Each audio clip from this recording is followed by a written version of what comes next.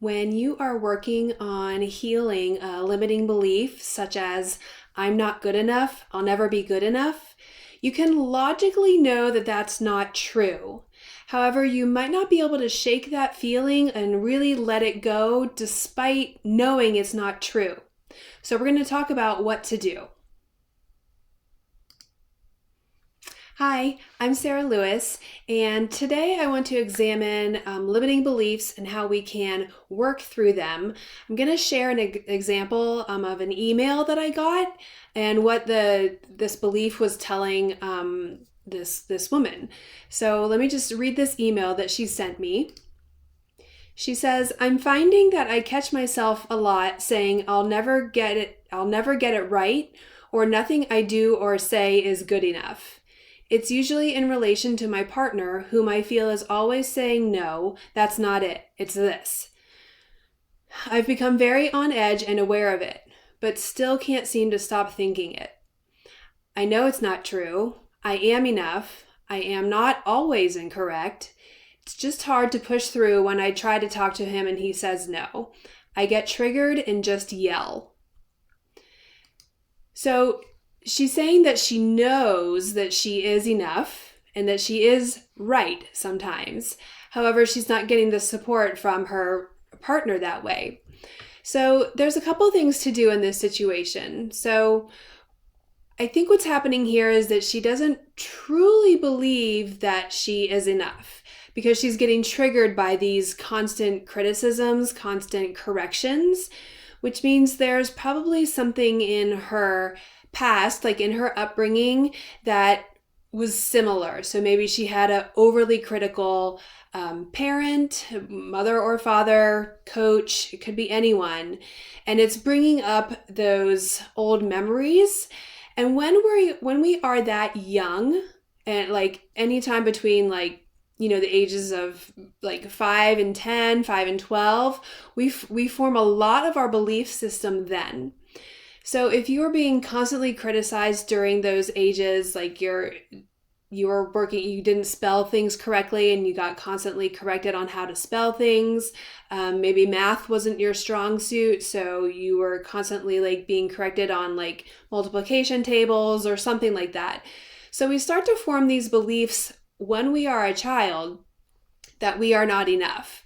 So when we're adults, we know that's not true, but yet we can't really shake that. So a couple of the ways that I would deal with her situation in particular is that we need to work on writing a belief that you do actually believe. So this could be something like, instead of saying, I am enough, if you write that down and you don't deep down in your core believe that, then we don't want to make that the new belief, because it's hard to believe that if you don't truly feel that way, if you haven't done the whole healing journey.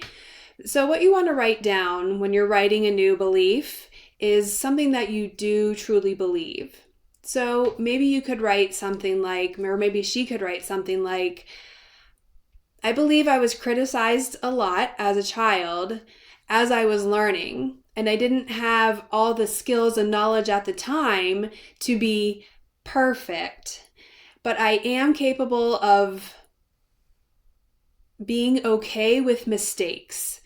So a lot of the times when we're triggered by criticism and judgment like that, we're afraid of making mistakes.